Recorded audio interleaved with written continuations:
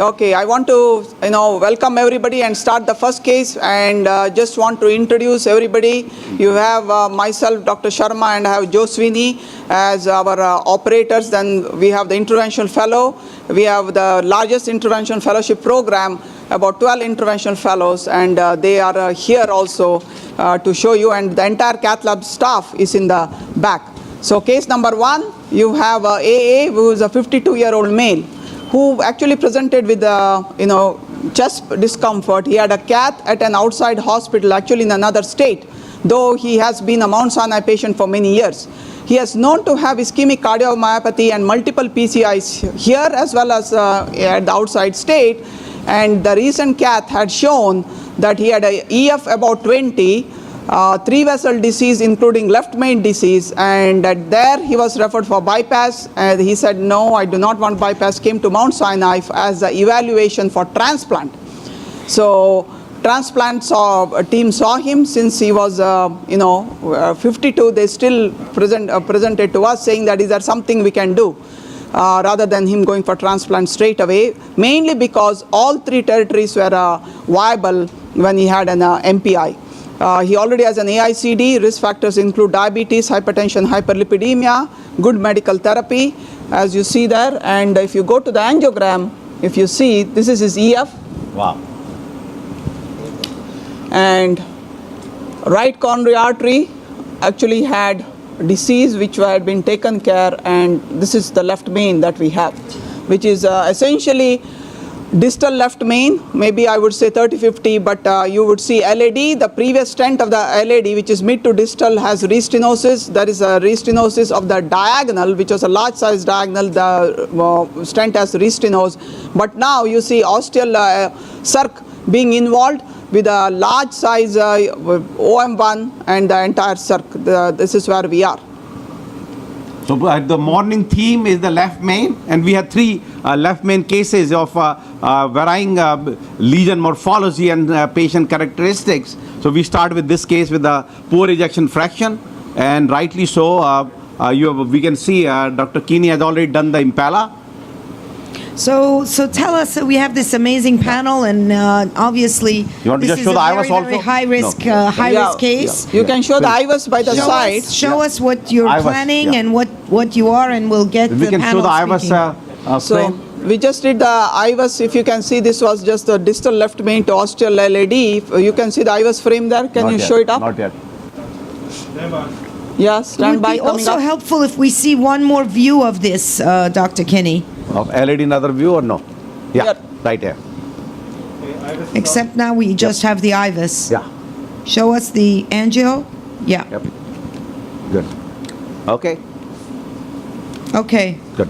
Okay. So what we plan to do, if you see that, though I know it is stent, but there's still a lot of calcium at the distal left main, also seen by the IVUS. So what we are going to do is we'll do rotational atherectomy into the distal left main to LAD. We have picked 175 bar, and then what we will do is wire the circ, and we plan to do 2 stent strategies which will involve both LAD as well as circumflex, and we will go over what's the various bifurcation stenting strategy involving left main as we come at the time. And the ramus also, it's truly a trifurcation.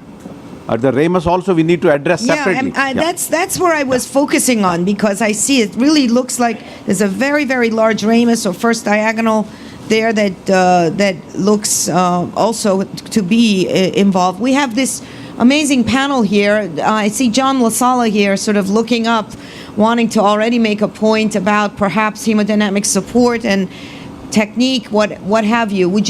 And the idea of hemodynamic support comes here first. Obviously it's an elective patient. Is that something that you would consider, or? This is obviously a very common scenario now, particularly in transplant LVAD centers. You get a number of people who have ischemic cardiomyopathies. If you need a transplant, if you need an LVAD, that's great, but unfortunately they carry with them a whole different set of problems. If you can recover the coronaries to the point of improving the ejection fraction, it's a much better alternative, particularly in a 52-year-old. What strikes me as interesting here is a couple of things. Not only the anatomy, but the fact that you've got a very bad ejection fraction for somebody who does not look like they've had a lot of infarct. These are all, there's clearly triple vessel disease here, but we don't see something that's really where there's been a discrete infarct. So you wonder if he's got a mixed picture, both ischemic and a non-ischemic cardiomyopathy. Secondly, about the actual type of anatomy, clearly hemodynamic support is a classic indication when you start to get down in the well below the 20% range and you're looking at triple vessel disease in conjunction with atherectomy, then it's almost virtually mandatory unless there's a contraindication for an Impeller to put some in and provide some hemodynamic support. But you have the combination here of trifurcation where you end up almost with two bifurcations for the price of one. The LED is coming out of the left main, the ramus, but ramus seems to come out of the proximal port of the circumflex. So you may end up doing something like a T stent for that component, ramus circumflex, and then like a V stent for the LED and the rest. So I'd be curious to see how the team approaches this. Yeah, I think we're going to see what the bifurcation approach is going to be. It's going to be very, very interesting. But also, you saw that rotational atherectomy came up first. Now, anybody else on the panel have any kind of input on that? Ron Waxman? No, I would support the rotational atherectomy in the Impeller. My question, do you feel a value in measuring, monitoring PA pressures and wedge pressures during the procedure? Because in the old days, when we didn't have all this stuff, this was a very good indicator where we're standing and how we keep the hemodynamics. So I don't see here any SWAN, but I was wondering, Samin, what is your thoughts about adding a SWAN to a simple monitoring of the PA pressure? Then you should have put a SWAN. No way. Dr. Kini, did you hear that? Excellent question raised by Ron Waxman. And EDP on this guy, actually, if it is 25, that's why I think Impeller is a perfect hemodynamic support in this patient. But the question is the same once we were part of all the Impeller trials where we had to do right heart, Cath with the PA pressures every half hour, before, after, in between and all the thing. I don't think there was any clinical decision making when we use a right heart during the case. You need one more wire to the ramus. I'm going to take out. No ramus? So, Anu, I had two questions for you also. One I think has gotten answered already. Would you have considered a larger burr for the LED?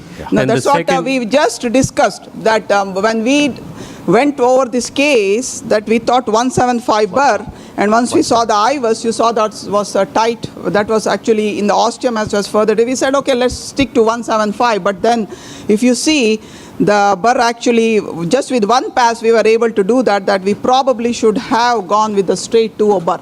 Yeah. Now talk about also, in terms of the ramus, you want to keep that vessel totally innocent or wire it, do something or no?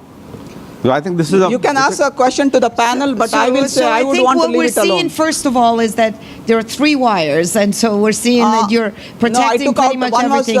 One was the rota wire, which you took it out.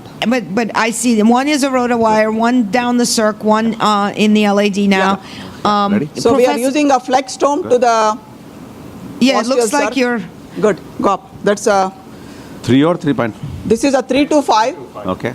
So this is a down. Need to move a little more. Same thing, if you are using for the native vessel flex tome, any kind of atherotomy balloon, try to use a quarter size smaller, half size smaller. So our plan would be that we'll put a 3.5 stent in the circ.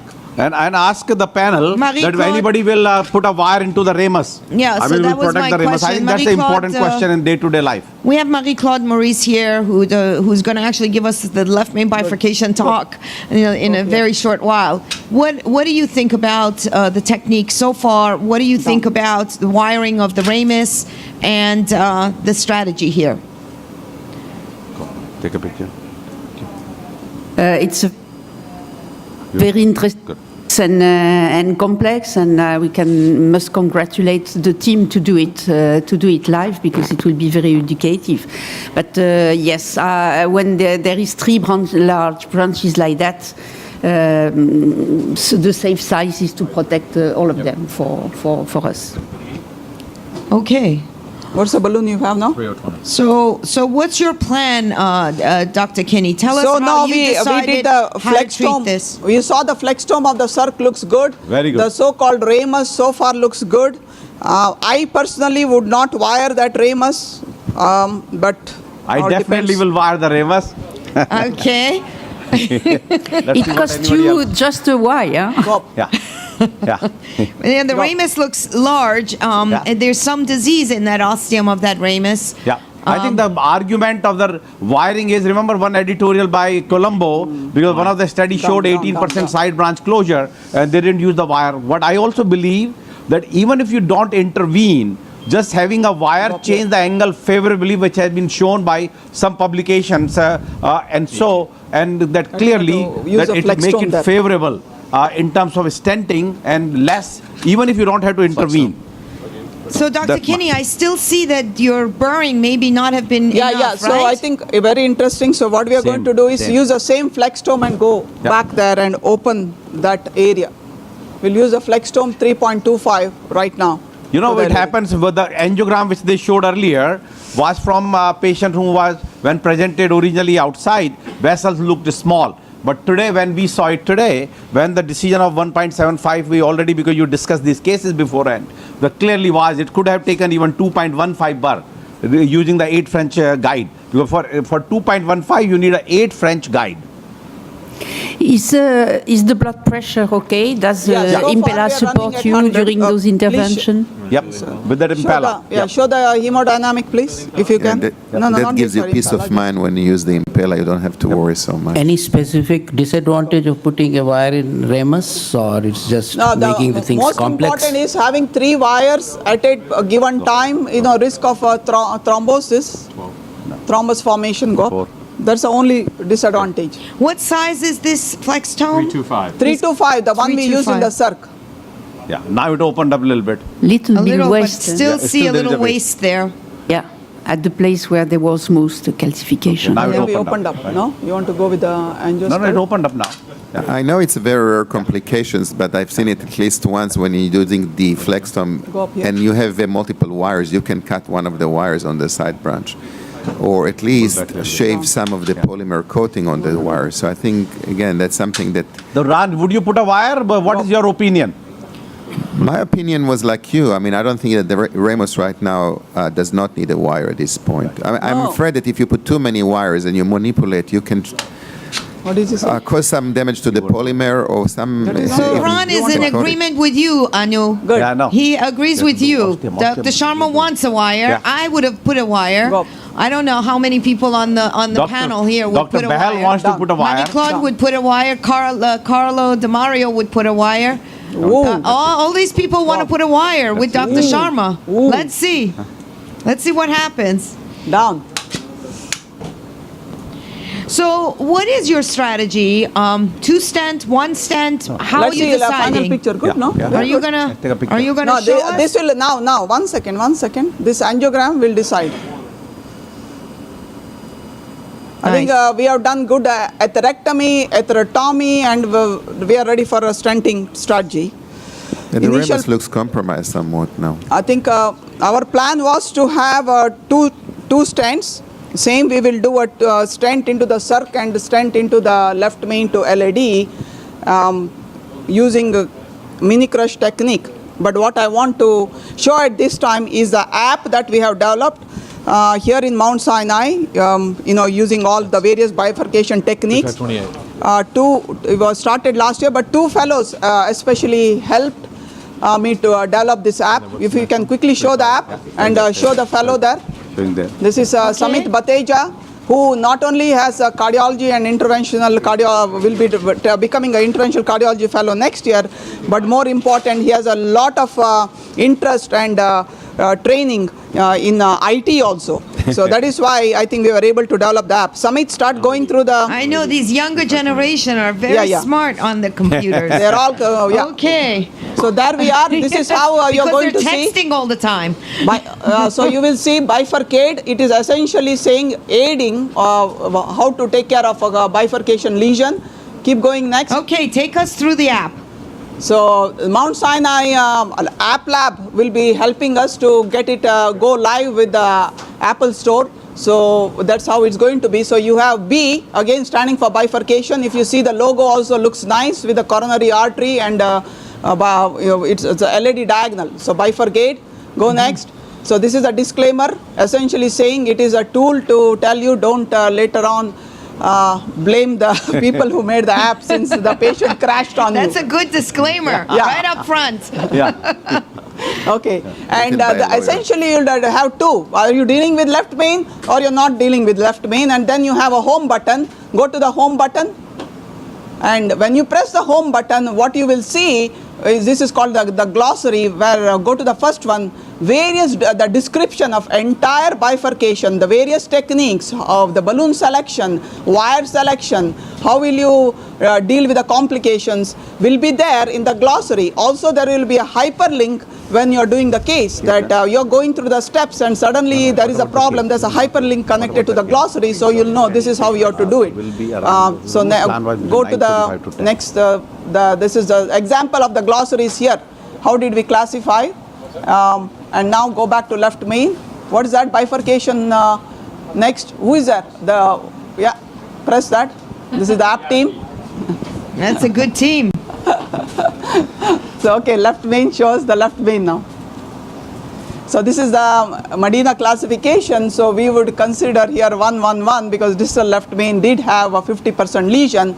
Most important, we said that is hemodynamically stable or unstable.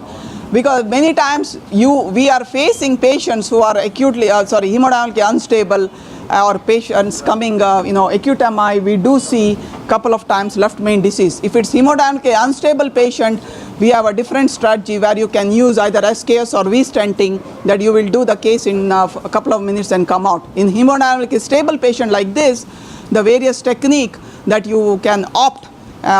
Here, like I said, I thought we will go with mini crush, show the mini crush. So there's a description of mini crush versus DK crush. So if you see here, this is where we are, wire both the vessels. Keep going next. Main vessel side branch, next. Then we have taken care of the main vessel as well as the side branch. Keep going fast here. This is ballooning the side branch first. If you are not happy with the initial balloon, consider atherectomy, next. And this is where the stenting exact steps, very essential for especially for the younger generation who are learning to do these complex cases. So what you'll do is in a mini crush you will place your side branch stent, which is a circumflex with 0.5 to 1 millimeter sticking out into the main vessel, and then you have the main vessel stent which is between the LAD to circ. And here again with the description we have considered left main to LAD as the main and circumflex as the side branch, and that is where we are. We are going up with the... Okay. Well, would anybody consider a single stent here on this No, panel? give me the circ. I know that our French size group is this? like to minimize the amount of other one? stenting, but with these two large vessels, would anyone just try to go? Dr. Usia, how would you approach this? Is this exactly how you would go with a two-stent technique here in this case? I agree with the operators, and I would use the mini crush technique. Mini crush. Yeah, definitely, Anyone would go with a single strategy. Marie-Claude? Would go to provisional as usual and see You the usually second go stent provisional and only then- if needed, if FFR positive on the second vessel after kissing. Okay. All right. So Okay, so I take have us through this one by one, how you So- chose the sizing, all of that. So if you see the circ size, it was a 3.5, so we took a 3.5/16 to the circ, and then we are going to go with a 3.5/28 to the LAD. So this is where we are, we already placed. And again in the app, in the glossary, we will always mention, go to the most difficult part. Usually is the side branch is the difficult vessel to place the stent, since there is the angle, whether it's a diagonal, RPDA, or we're talking about circumflex. So this is where we are now. This is exactly, you see that, how we are shown the picture there? The Now, length of the stent is a lot longer in the LAD. You're trying to cover both the LAD and, of course, Up to the mid. the left Yeah. main. Yes. You're going to come into Sir, the you have it? ostium or just before the Yes, ostium? I now don't you think you're see, gonna... you see the picture there in the app. So now I'm pulling back the circ, a millimeter into the left main, and which time the LAD, the left main to LAD always moves. So I'm pulling back and adjusting that. Okay, who was ready? Sine? This is the circ. Okay, inject. Looks like you need to come back a little bit with Let that me see, I circ. think Yeah, stent. it went down. No, it looks okay now. Oh, good, good. Everybody agree? Or you Yeah, want me to pull back the circle a little bit? I don't know that this is going to, it looks like you might spare, like, it may not even come into the ostium of the left main. Yeah, maybe there. Some die, some die. Now Yeah, we are good. that's Okay? good. Okay, go up with the circ now. That's show the app. Keep going. Yeah, we see the app, yeah. So the circ stent is going up. Good. So you make sure your full deployment 12 to 14. 14 ends. 14, good. Cine that down. Go up again second time. This is one which we do. We always go twice because first time we know we just deployed the stent. Second time it's nicely done. Looking good. Everything has expanded well. Right? Yeah, looks good. Down. So the next step is you're going to take the SDS of the circ out, which time the stent may move, which you see that it is moving, Yeah. don't worry. I'm taking it out. So the next step, see, as the app says, we are going to make sure your the circ looks okay. Looks good. And even And- the side branch is still open. Nicely open. So now I will take the wire out. Is the app saying that? Yep. Good. Wire is coming out. We are confirming again that the LED is good. Some die. Good. I'm going in a little bit. Okay, good. Good. Go up. Dilate. And now you'll go up with your, there you go. We'd Nice. like to see that you get a good dilation on 14 both. hemispheres. Down.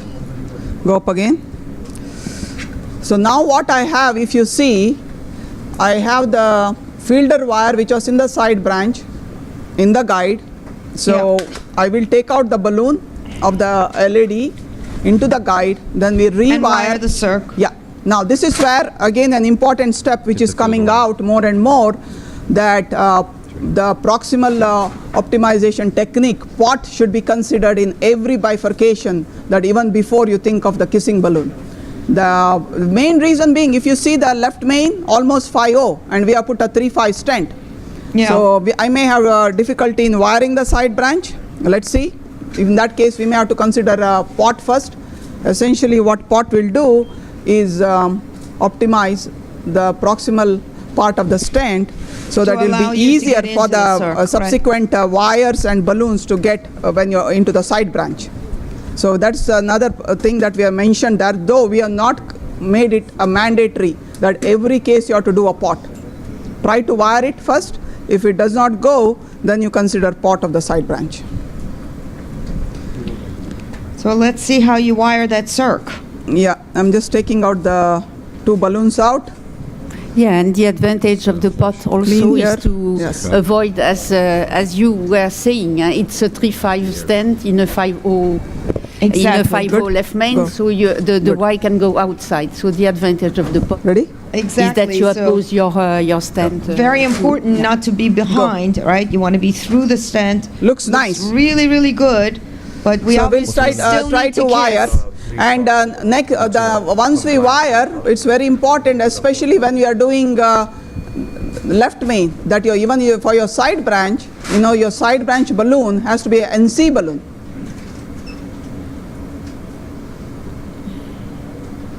Now we are going with if you are talking about a single stent strategy, part of the Excel was the same. It was left to the discretion of the operator, that if you do a single stent across the main vessel, which whatever you do, the side branch, the final kiss was left at the discretion of the operator, was not mandated. Except I think you need to finally kiss here Right. for sure. That's what they asked for. We have a Right? 3.5. Everyone agrees Open it. here we cannot leave without a final kiss. And then where is the LED? LED, what do we have? 3.5. I know if 3.5 what, 20? I know I have a question. If you had this a true trifurcation, because this intermediate is arising from circumflex, you have chosen a different technique or tap or with the Sorry? same. Suppose this ramus was arising from the true trifurcation. It's arising in this case from circumflex. There is a margin. So you have chosen another technique for doing a bifurcation or same crush? Very interesting point that you have raised. If the ramus had disease, okay, and the main circ did not have disease, we would have probably stented from the left main to ramus. one way. If you had disease both in ramus and circ, you could take care of the ramus ostium first, you know, whatever you want to do, and then just stent into.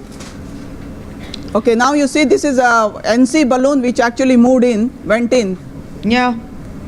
This happens especially when you're dealing with large vessels in left main. When you're dealing with the bifurcations of a smaller vessel, which is LED diagonal, RCA, RPDA, NC balloon will not cross the side branch directly. You may have to go with the compliant balloon first, dilate it, and then you go with the NC balloon. So we have a 3.5, 3.5-15 into the circ, and we are going with a 3.5-20 into the LED. Both are NC balloon. Okay. So you'll kiss, and then the big question is imaging finally. Is it IVUS or OCT? What are you using to optimize your, and obviously, are you using imaging? Of course you are. You're a big imaging guy. No, in this case, it has to be IVUS. Since it is left main, it has to be IVUS. You'll never be able to see a lot in OCT. Two reasons. One, it's a proximal vessel with the same distal left main, you'll not be able to see. Three, in the large vessel, no matter what, when it's more than 4.0, you will not see a good, we'll not be able to see the vessel well with OCT. Now we are going kissing. So same, go with the circ first. Circ. What do you do? Open. What's See, amazing is how comfortable everything is with Impeller on board. Does everybody notice that there's really hemodynamic stability and ability to do a great job in the left main now where are we is tremendous with the use of the protection device. Impeller, This would be a good time to take a look at the hemodynamic screen while you've got your balloons up in the left main, just to sort of show you what happens to the pulse pressure. Good. Yeah, you want to show us some of the hemodynamics while you're doing these kissings? Good. And now go. Dr. Kini?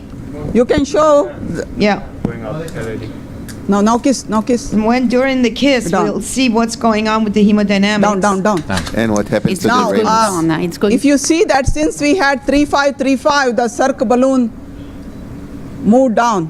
Yeah. Yeah, that's one thing that you see because it's not able to accommodate, the proximal vessel is not able to accommodate because we were going what we did was, circ we went 18 atmosphere, really made sure the ostium opened well. LED we went 18-20 atmosphere, we made sure everything went well. But when we are doing kiss, we may have to go lower, 12 to 14. Right. You go 14 to the circ, 12 to the LED. So right, so now you're really showing us both. Nice kiss. 12, 14 kissing. And you see the hemodynamics. And a very important point here, which will also make sure the app will know that your proximal dot of the balloon is within the stent, even though your tapering part of the two balloons are in the unstented area, which is okay. But you have to make sure the dot is at the proximal edge of the stent. Yeah. Yeah. Okay. We are doing good here, and I think Dr. Sharma, guys are calling you to the other side. We'll come back. We want to see your final images, of course. Ready? Anu, one quick last question. Where would you remove the Impeller, in the Cath lab or a few hours later? Right now we'll be in the Cath lab. Very so nice. if you see there, the ramus is still looking good. No, it looks really, really good. No wiring. I guess you were right. Good. We will do the IVUS and make sure the left main is well opposed before we come out. Okay, sounds great. We go to Dr. Sharma, Dr. Kini? Yes. All right, we are already here.